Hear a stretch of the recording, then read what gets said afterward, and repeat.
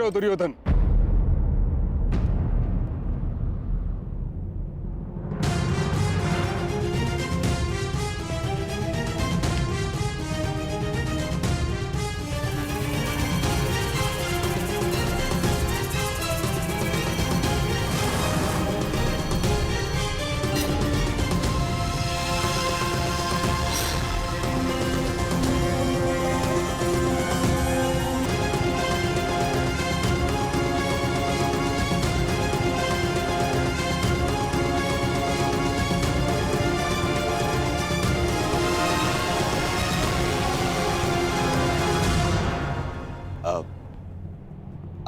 आइए पितामह, मैं सौभाग्यशाली हूं कि मुझे मेरे विवाह में आपका आशीर्वाद मिलेगा। आइए।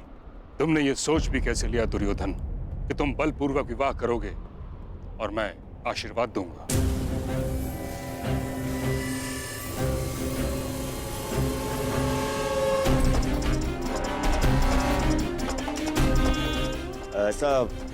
ऐसा नहीं है पितामह। ये विवाह भानुमति की सहमति से ही हो रहा है।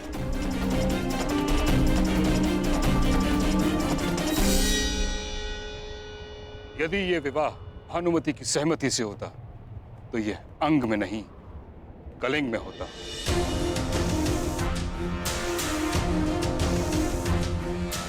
तुम्हें हरण करने की आवश्यकता नहीं होती दुर्योधन।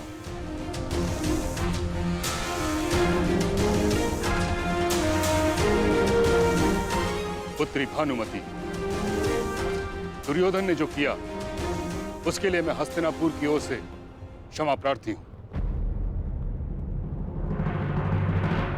सच सच बताना पुत्री, क्या तुम ये विवाह किसी विवशता के कारण कर रही है?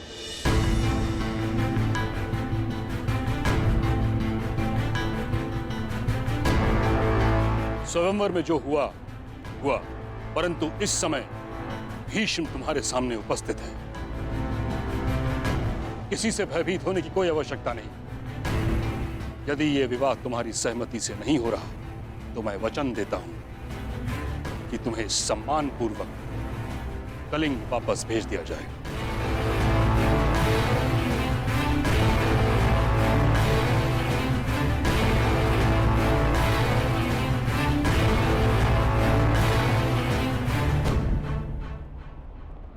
मैं सम्मान सहित जाना चाहती हूँ महामहिम।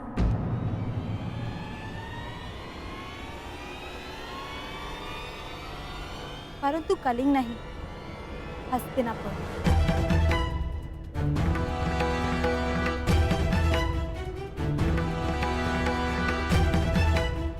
क्योंकि ये विवाह मेरी सहमति से हो रहा है।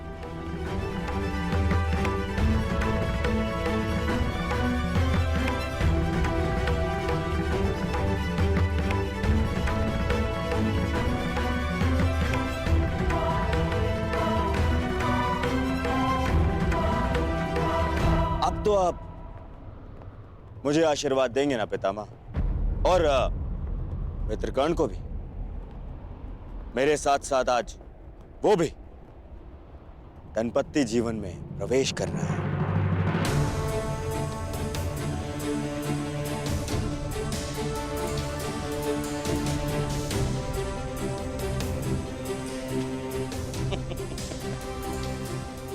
ऐसे क्या देख रहे हैं पितामह?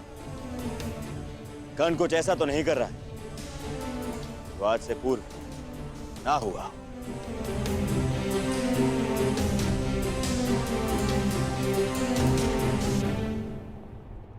कर्ण ने ऐसा ही कुछ कर दिया जो आज से पूर्व नहीं हुआ।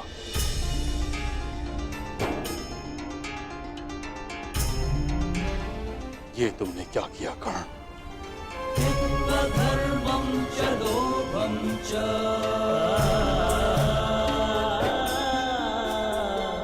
मोहं चोऽध्यमस्थितः। विवाह की रीतियां संपन्न करें पुरोहित।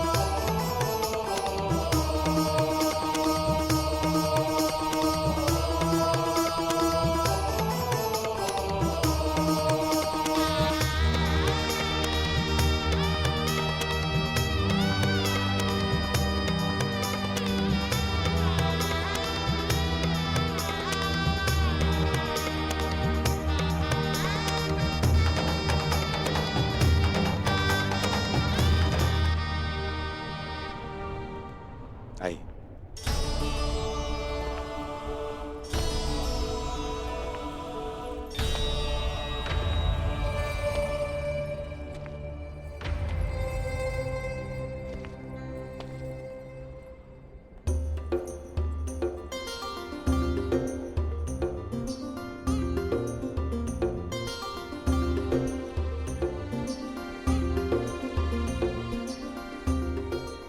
बधाई हो, जिसके पद स्पर्श से तुम्हारा पुष्प खिला, उसके साथ जीवन भी सुगंधित बीतेगा।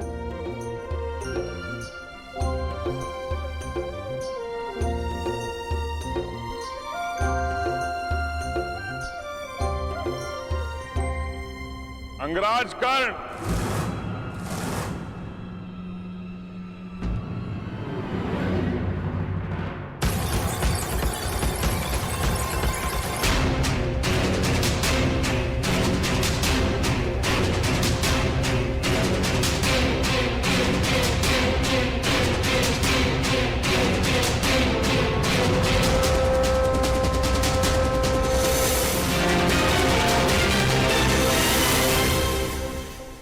अंगराज कर्ण को विवाह की बधाई।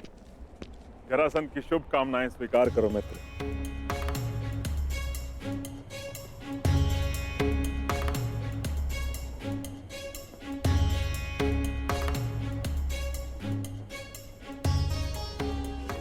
आमंत्रित किए बिना ही आप यहाँ आए हैं मगध नरेश, तो स्पष्ट है कि आपका यहाँ आना केवल बधाई देना नहीं होगा।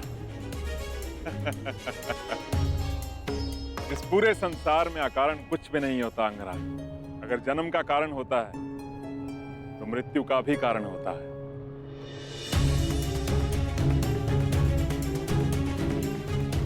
वर्षा आने का कारण धरा की प्यास को बुझाना होता है और अग्नि जलने का कारण घर्षण होता है। और दो लोग मित्रता भी इसी कारण से करते हैं, जो अपने शत्रुओं से अधिक बलशाली बन सके। मेरे यहां उपस्थित होने का भी एक कारण है, किंतु इतना समय है मेरे पास कि मैं तुम्हारे विवाह की औपचारिकताएं पूरी होने तक रुक सकूं। विवाह करो, कारण उसके पश्चात बताऊंगा।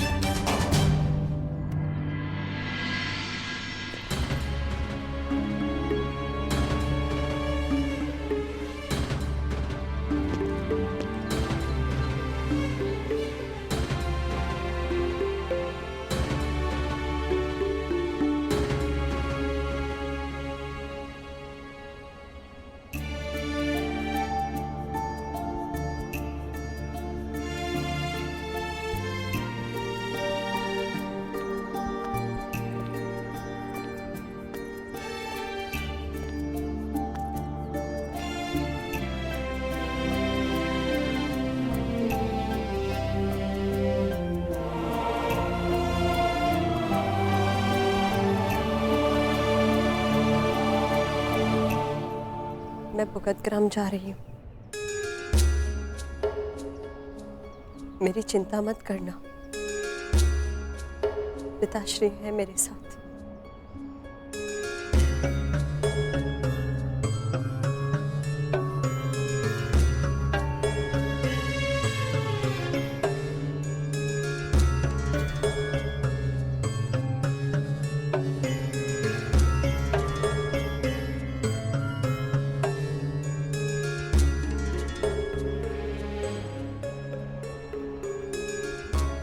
क्षमा करना कर्ण।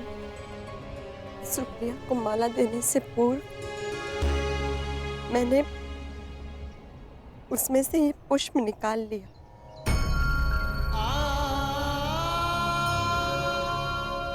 स्मरण है कर्ण, तुमने कहा था हमारा प्रेम पुष्प की सुगंध भाती है।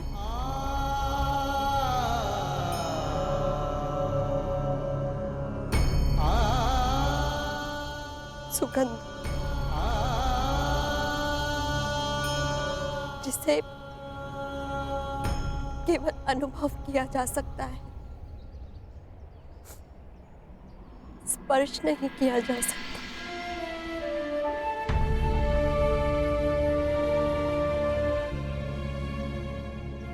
जाओ कर्ण, अपने प्रसन्न गृहस्थ जीवन का प्रारंभ करो।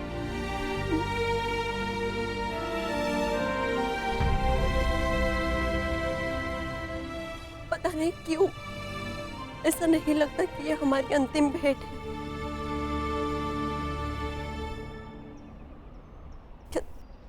क्या तुम्हें नहीं लगता?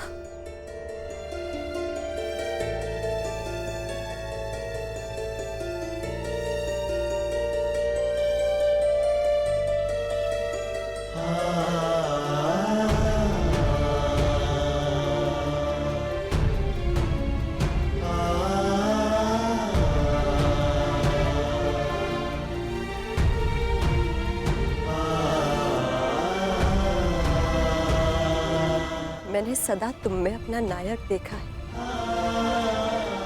जिसके लिए उसका कर्तव्य सबसे महत्वपूर्ण है। सदा अपने धर्म पर टिके रहना, जो उचित लगे वही निर्णय लेना, ये मैंने तुम्हीं से सीखा है और वही किया है मैंने। मैं जा रही हूँ कर्ण, परंतु जिस प्रकार एक दीपक के बुझ जाने से प्रकाश नहीं मरता, एक स्वप्न के टूट जाने से आशा नहीं मरती, एक फूल के मुरझा जाने से उपवन नहीं मरता, उसी प्रकार एक सहयात्री के तुम्हारे जीवन से चले जाने से तुम्हारी यात्रा समाप्त नहीं होगी।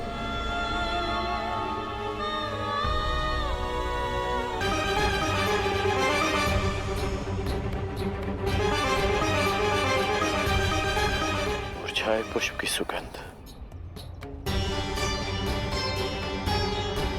पुष्प को खो देने का स्मरण कराती है। हमारा प्रेम सुगंध बनकर नहीं, एक पीड़ा, एक वेदना बनकर हमारे हृदय में हमेशा रहेगा।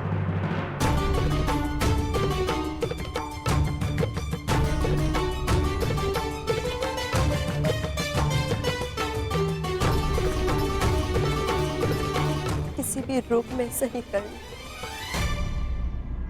प्रेम तो रहेगा ना।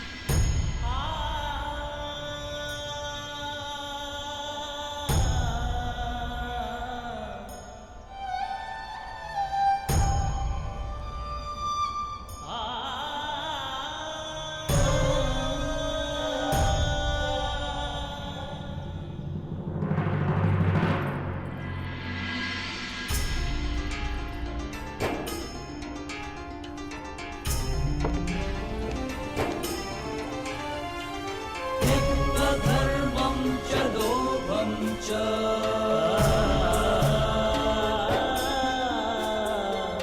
मोहं चोऽभ्यमस्थितः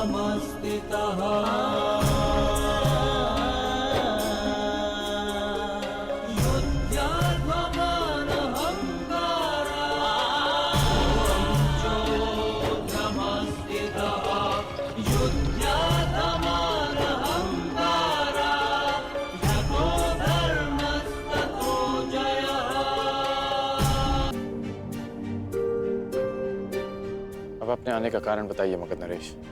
मैं आया क्योंकि समय भी आ गया है मित्र। मुझे दिया हुआ वचन पूरा करने का समय आ गया। स्मरण है ना वो वचन कि तुम एक बार मेरी सहायता के लिए अवश्य आओगे। कल प्रातः मैं अंग और मगध की सीमा पर तुम्हारी प्रतीक्षा करूंगा। परंतु आपको सहायता क्या चाहिए? एक योद्धा की आवश्यकता युद्ध में ही पड़ती है मित्र। और ये युद्ध किससे करना है?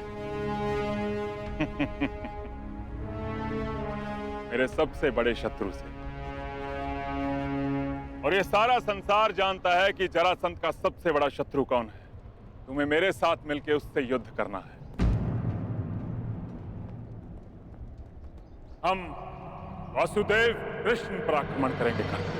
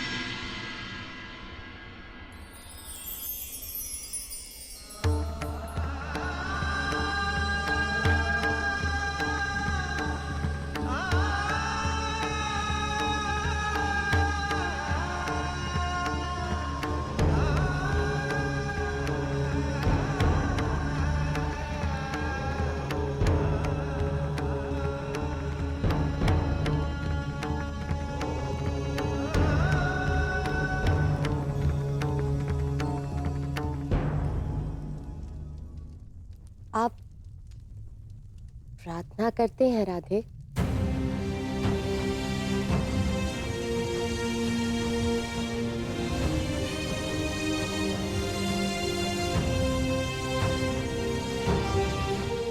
मैं करती हूँ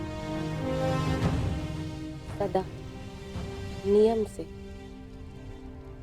और एक कुंवारी कन्या की प्रार्थना सदा उसके पति के विषय में होती है।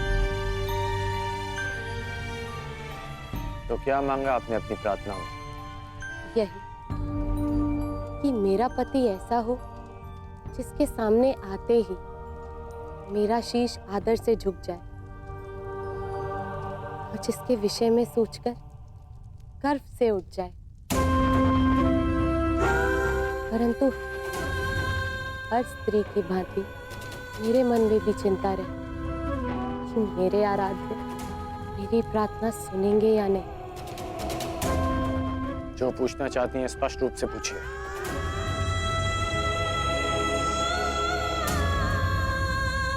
वैशाली कौन है अंगराज?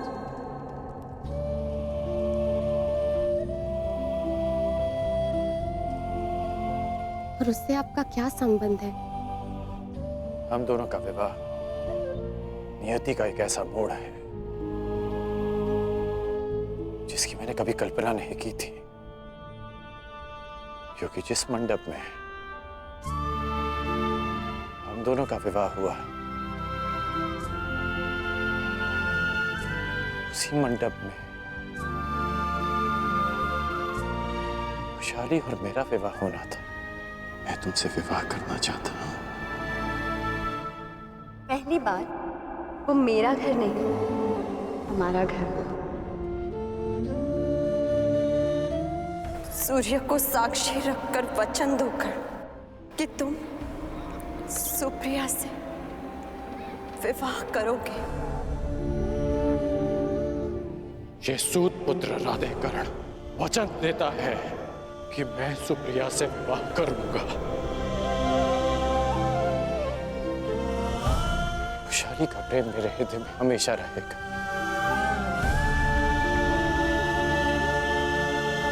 परंतु एक पति का कर्तव्य, एक पति का धर्म निभाने में कर्ण कभी कोई त्रुटि नहीं करेगा।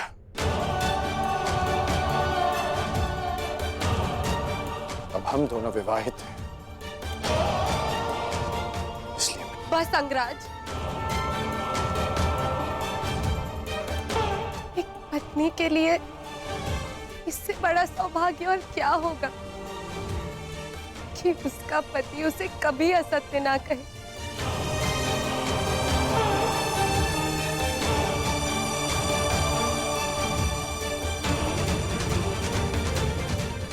मेरे आराध्य ने मुझे मेरी पूजा का फल दे दिया। अंगराज, आपको भी उसी आराध्य की पूजा करनी चाहिए। प्रतीत होता है कि आपके आराध्य बड़े शक्तिशाली हैं। कौन है वो? कुछ कहते हैं कि वो देवों के देव हैं और कुछ उन्हें हमारी ही भांति मात्र एक मनुष्य मानते हैं, जो अजर नहीं, अमर नहीं, परंतु मेरे जैसे भक्तों के लिए वो मृत्यु, जीवन और जड़ से कहीं आगे है। आपने भी उनका नाम सुना होगा। वो है वासुदेव कृष्ण। कृष्ण, मुझे दिया हुआ वचन पूरा करने का समय आ गया। स्मरण है ना वो वचन कि तुम एक बार मेरी सहायता के लिए अवश्य आओगे। हम वासुदेव कृष्ण पर आक्रमण करेंगे।